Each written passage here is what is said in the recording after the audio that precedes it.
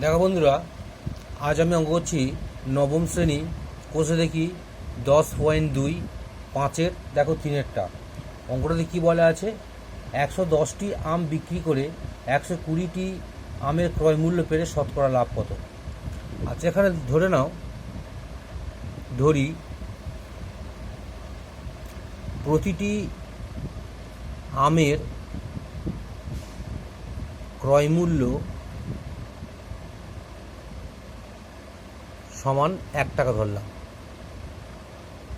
আমি ধরলাম প্রতিটি আমের ক্রয় মূল্য 1 টাকা। তাহলে অতএব 120টি আমের ক্রয় মূল্য কত হবে? 120 টাকা। এবারে কি বলেছে, 110টা আম বিক্রি করে 120টা আমের ক্রয় মূল্য পেয়েছে। তাহলে বলতে পারি যে সুতরাং 110টি আমের বিক্রয় মূল্য নিশ্চয়ই 120 টাকা। 110টা আমের বিক্রয় মূল্য হবে 120 টাকা। তাহলে একটি আমের বিক্রয় মূল্য কত হবে?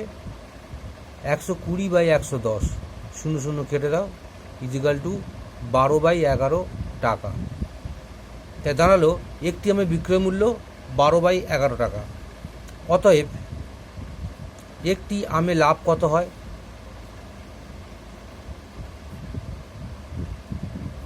একটি আমে লাভ হয় ইজিক্যাল টু বিক্রয় মূল্য মাইনাস ক্রয় মূল্য। বিক্রয় মূল্য হলো কত? 12/11, আর ক্রয় মূল্য কত? 1। তাহলে 12/11 বিয়োগ 1 এই টাকা। এটা ইজিক্যাল টু কত হবে? বিয়োগটা করে নাও, 11 লসাগু, 12 × 1 = 12 আর 11 × 1 = 11, এত টাকা ইজিক্যাল টু কত? 1/11 টাকা। তাহলে 1/11 টাকা হচ্ছে একটা আমের প্রতি লাভ হচ্ছে। তাহলে একটা আমের ক্রয় মূল্য কত ছিল? দেখো 1 টাকা। তাহলে বলতে পারি 1 টাকার উপর লাভ হচ্ছে 1/11 টাকা। তাহলে 1 টাকার উপর লাভ হয় 1/11 টাকা।